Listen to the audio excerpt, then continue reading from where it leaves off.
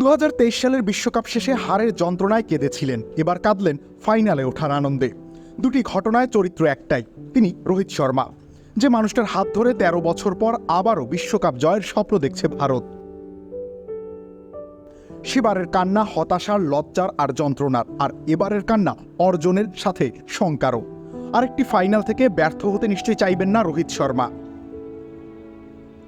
গায়ানার মাঠে ইংল্যান্ডকে হারানোর পরে তখন একে একে ভারতীয় ক্রিকেটাররা সাজঘরে ঢুকছেন।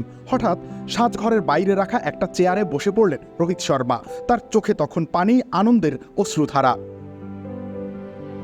বাহাত তুলে চোখ ঢাকলেন, কয়েক সেকেন্ড পর হাত নামালেন, তাকিয়ে থাকলেন সামনের দিকে। দেখে বোঝা যাচ্ছিল ফাইনালে উঠে, বিশেষ করে ইংল্যান্ডকে হারিয়ে ফাইনালে উঠে কতটা আবেগপ্রবণ হয়ে পড়েছেন তিনি। অধিনায়ক হিসেবে 226 দিন পরে ভারতকে আরও একটা ফাইনালে তুলেছেন রোহিত। এই ম্যাচও খেলেছেন 57 রানের অনবদ্য এক ইনিংস। খেলা হবে, মজা হবে, আর খাবার জমবে রুচি সসে। ম্যাচ শেষে রোহিত বলেন, আমরা দল হিসাবে খুব পরিশ্রম করেছি, এই জয়ে সবার যোগদান রয়েছে। আমাদের কাছে একটা চ্যালেঞ্জের দিন ছিল, সেটা আমরা জিতেছি, পরিস্থিতি অনুযায়ী খেলেছি আমরা, সেটাই তফাৎ করে দিয়েছে। সাদা বলের ক্রিকেটে টানা 2 ফাইনালে উঠল ভারত, দুবারই সবচেয়ে বড় ফেভারিট ভারত।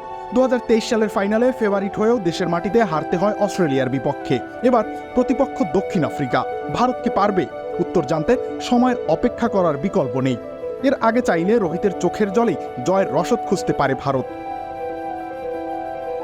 রবিউল ইসলাম রনি, খেলা 71।